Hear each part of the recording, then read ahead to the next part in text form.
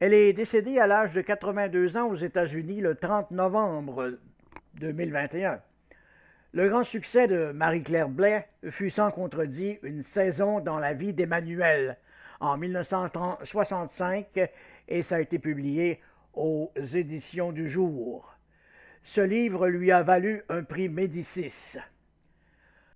Marie-Claire Blais a reçu en 2012 le Grand Prix du Livre de Montréal pour son roman Le jeune homme sans avenir, publié aux éditions du Boréal. Elle aimait Montréal et s'y sentait bien. Elle a dit que c'est une ville ouverte d'esprit.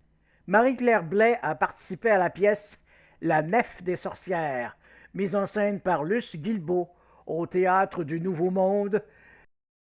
Peut-on décrire quelque chose d'aussi horrible que des agressions sexuelles dans un texte qui soit beau?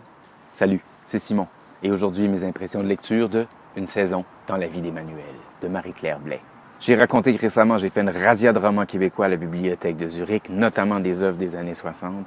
J'ai aussi déjà évoqué le fait que j'ai des trous dans ma culture littéraire. J'ai lu plein de trucs que plein de gens n'ont pas lus, mais plus on lit, plus on s'aperçoit qu'on n'a pas tout lu. Et je n'avais jamais encore lu Une saison dans la vie d'Emmanuel. Marie-Claire Blais est née dans une famille ouvrière à Québec. Elle a commencé des études de littérature à l'université, n'a pas pu les terminer, mais toutefois on l'a déjà encouragée à publier son premier roman, paru en 1959. Une saison dans la vie d'Emmanuel a été publiée en 1965 aux éditions du Jour à Montréal et déjà en 1966 chez Grasset. Peu après, elle a gagné une bourse pour aller vivre aux États-Unis. Elle a enseigné la littérature dans des universités américaines. Et depuis assez longtemps maintenant, elle habite à Key West et elle a la citoyenneté américaine.